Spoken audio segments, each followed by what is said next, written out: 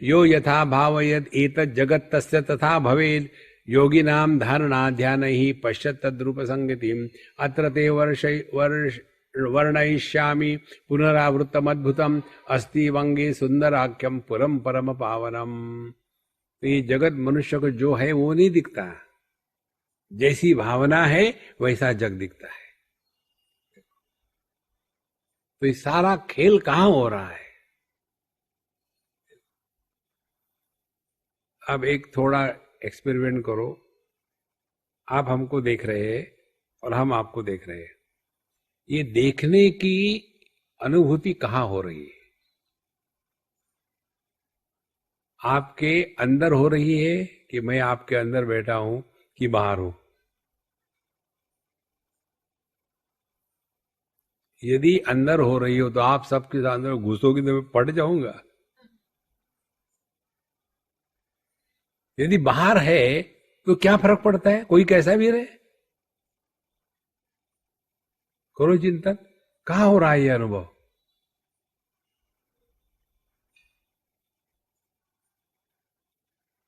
तो पता चलेगा ना तो आप हमको देख रहे नहीं हम आपको देख रहे। फिर क्या हो रहा है? ये प्रकाश शरीर पर पड़ने के बाद रिफ्लेक्ट हो रहा है और वो रिफ्लेक्टेड लाइट हम देख रहे हैं। लेकिन उस लाइट को देखने की सूक्ष्मता अभी हम में आई नहीं। देखो, लैपटॉप में एट ए टाइम 4-6 आपके विंडोज खुली हो, जो विंडो एक्टिवेट होती है वही ब्राइट होती है, बाकी की धुंधली सी होती है, उस पर कोई काम नहीं हो सकता। इसी प्रकार से भिन्न लेयर्स है। हम स्थूल जगत में ऐसे ही फंसे हैं, इसी को सत्य मानने लग गए और फिर ध्यान उसी की तरफ जाता है। और इन विषयों ने हमारी इंद्रियों को ढक दिया है। देखो,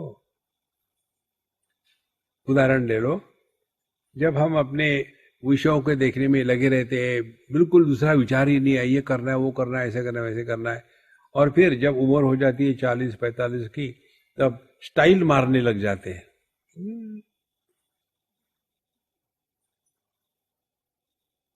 ये क्या स्टाइल है? नहीं बेटा, अब क्या हो गया ना, मुझे दिखता नहीं ठीक से।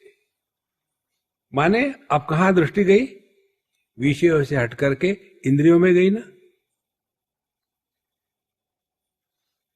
तो फिर क्या करेंगे हम? विषयों के पास जाएंगे कि इंद्रियों के डॉक्टरों के पास जाएंगे? थिंक। जब तक हमारा ध्यान जगत को सत्य के रूप में पकड़े है, तो इस जगत को धारण करने वाली जो इंद्रिय है वहां मन आने को तैयार ही नहीं।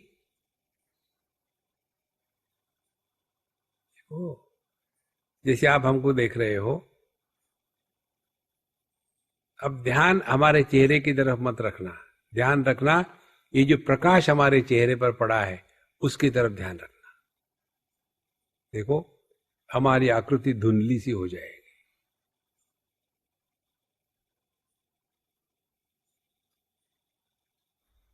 फिर इंद्रियों के पीछे यदि मन नहीं होगा तो कोई विषय का ग्रहण नहीं हो सकता। यदि हम अपने मन पर पहुंचे तो जगत के विषय और इंद्रिय, इनका प्रभाव एकदम बंद हो जाएगा।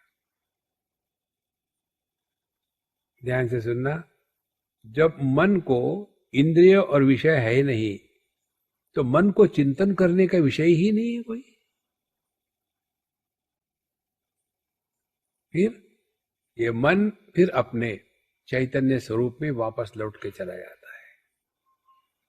जैसे बर्फ का टुकड़ा पानी में गिरा, थोड़ी देर तक फुदकेगा, नाचेगा, धीरे धीरे पानी में घुल जाएगा, और एक बार घुल गया तो फिर वापस नहीं आता वो।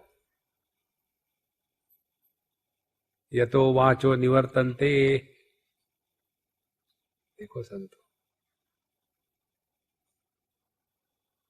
जब तक के इस सूक्ष्मता का विचार करने की क्षमता नहीं होती तब तक ये बड़ा कठिन लगता है।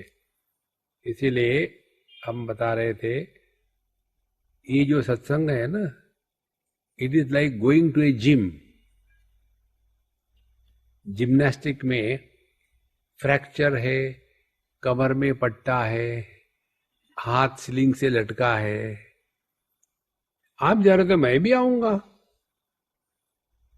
आप क्या करते हो? मैं वेट लिफ्टिंग करता हूं, और ये टूटा हाथ वाला, कमर में पट्टा वाला, वो जिम में इसको एडमिशन होगी।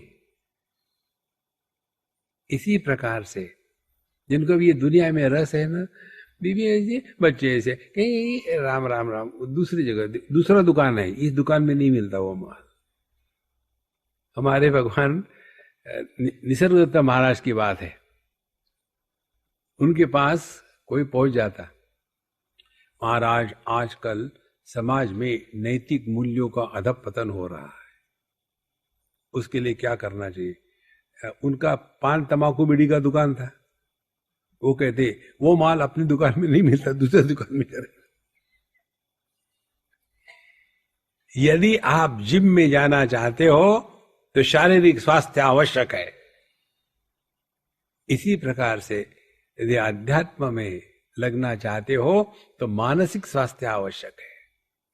मानसिक स्वास्थ्य का तात्पर्य है अब जगत के विषय और इंद्रिय, इनकी गुलामी छूट गई है।